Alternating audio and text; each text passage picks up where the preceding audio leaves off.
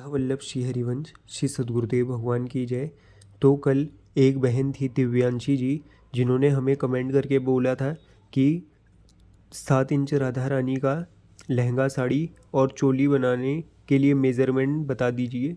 तो दोस्तों मैं बताता हूँ, ये सभी हमारी 6 इंच की जो राधा रानी है उनकी चोली हैं। ये सभी ये शरद पूर्णिमा के लिए हमने बनाई थी।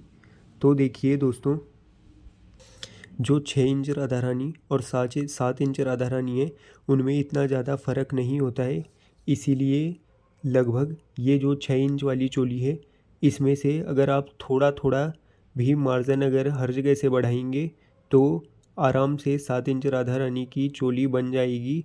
और उसी मेथड से बनाइए जिस मेथड से मैंने बताया था, क्योंकि जो 7 इंच या 6 इंच राधा रानी या युगल सरकार होते हैं उनकी ड्रेस बहुत ज़्यादा छोटी होती है, जिन्हें अगर हम नॉर्मल तरीके से बनाने लगे तो नहीं बन पाएंगी, या इतना बारीक काम करना हमारे बस का नहीं है।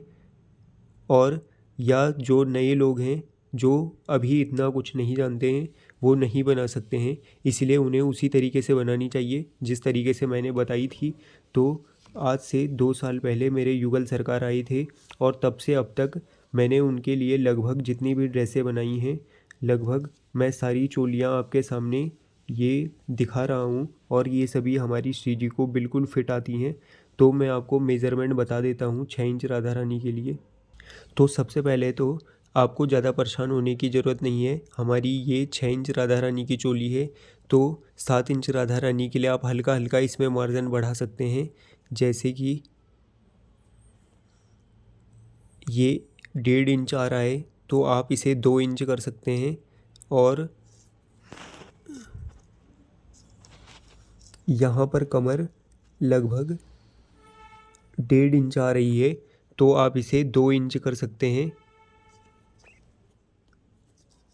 और मैं आपको लास्ट में हर साइज़ की राधा रानी और ठाकुर जी के लिए मेज़रमेंट किस तरीके से लेते हैं वो भी बताऊंगा। तो देखिए, यहाँ पर ये आधा इंच और 2 सूत आ रहा है, तो आपको ये लगभग 1 इंच और 1-2 सूत तक लेनी है सिलाई करने के बाद, क्योंकि लगभग 2-3 सूत तक आप सिलाई करेंगे उसमें भी दबेगा और फिर पलटने के बाद भी साइज़ थोड़ा कम हो जाता है। तो आपको अपने अकॉर्डिंग लेनी है कि सिलाई करने के बाद और जब आप पलटें तो ये लगभग आधा इंच और जो 2 सूत है वो लगभग 1 इंच तक हो जाए। इसी तरह से ये बैक साइड में ये इस तरह से आराम से इस तरीके से बंद हो जाती है। तो एक तरीका तो ये है कि आप इसी मेज़रमेंट में आधा आधा इंच यदि आप बढ़ा दें तो भी आपकी राधा रानी के लिए परफेक्ट चोली बन जाएगी। और दूसरा उपाय ये है कि ये चोली हमारी श्री जी में इतनी फिट नहीं आती है, ढीली होती है, क्योंकि ये मैंने अपने ठाकुर जी के लिए बनाई थी। तो ये आपकी श्री जी पर बिल्कुल फिट आएगी। इसका मेज़रमेंट मैं बताता हूँ। इसकी लंबाई है 2 इंच, मतलब 2 इंच इधर और 2 इंच इधर। तो आपको लगभग लेना है, आप यहाँ से तो आपको 4 इंच 2 की जगह 4 इंच कपड़ा आप लगाएंगे। और लगभग आधा आधा इंच अगर आपका इस तरह से नीचे सिलाई में दबेगा तो आपको लगभग कपड़े की लंबाई लेनी है। आपको 2 3 4 5 इंच, लगभग आपको 5 इंच लंबा कपड़ा लेना है। और चौड़ाई लेनी है आपको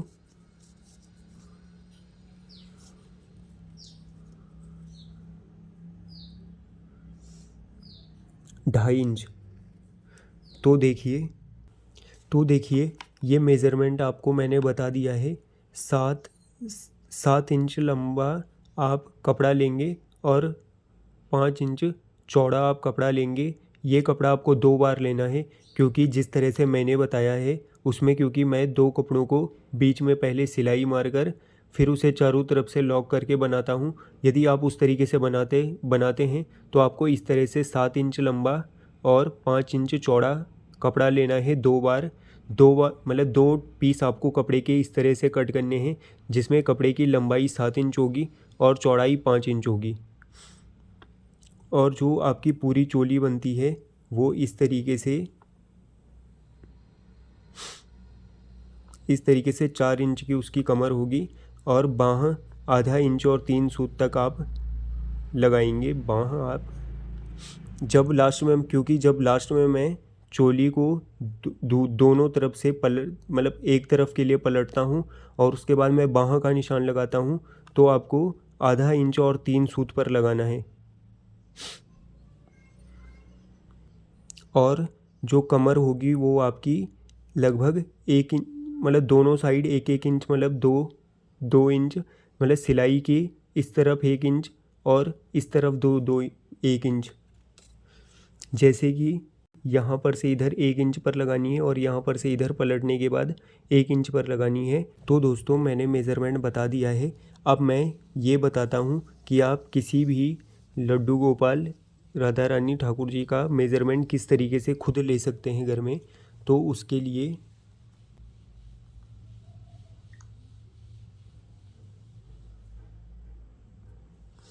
तो देखिए, मैं अपने जो ठाकुर जी हैं उन्हें तो नहीं बता सकता, लेकिन ये ठाकुर जी का एक चित्र है, इसके माध्यम से मैं आपको बताऊंगा कि किस तरीके से लेते हैं। तो देखिए, सबसे पहले यहाँ पर से और ठाकुर जी के हाथ तक की लंबाई मेज़र करनी है और आधा आधा इंच दोनों तरफ मार्जिन के लिए छोड़ना है कि जितने पर हम सिलाई लगाएंगे उतना एक्स्ट्रा पार्ट उसमें ऐड कर देना है।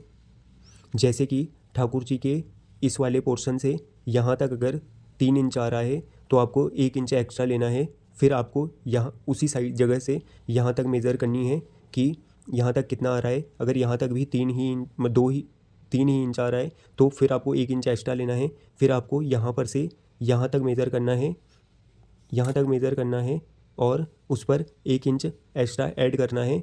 और फिर जब आप बाँह का निशान लगाते हैं तो आपको यहाँ पर से बाँह यहाँ तक है, लेकिन आपको थोड़ा सा उससे नीचे ही निशान लगाना है ताकि वो हाथ पर टाइट ना हो। और जो ये हाथ हैं, इन दोनों हाथों का जितना भी माप आए उसमें आपको आधा इंच या 1 इंच एक्स्ट्रा ही लेना है, क्योंकि ठाकुर जी के हाथ जिस अवस्था में होते हैं इनमें थोड़ा सा लूज़ ही कपड़ा आ पाता है। तो मैं भी इसी तरीके से नाप लेता हूँ। तो आपको, और आप यहाँ पर से यहाँ तक जब नापेंगे तो आपको उसका डबल लेना है और दोनों तरफ आधा आधा इंच मार्जिन के लिए छोड़ना है। तो चलो मैं आपको बताता हूँ कि किस तरीके से फिर मैं बनाता हूँ इसे।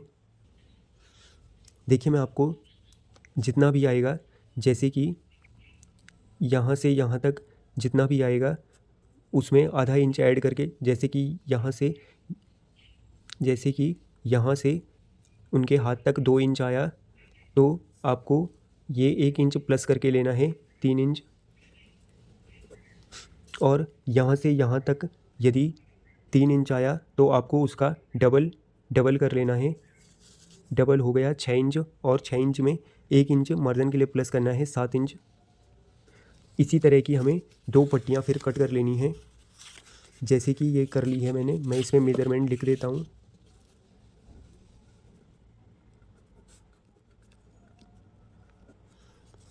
मैंने मेज़रमेंट लिख लिया है।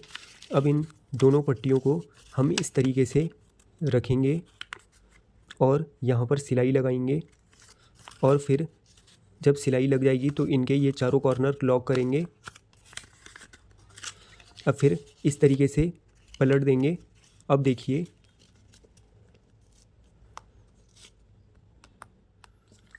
अब ये ध्यान देने वाली बात है कि जैसे मेरे ठाकुर जी के यहाँ से यहाँ तक बाँह 1 इंच की है तो मुझे आधा इंच एक्स्ट्रा लेना है।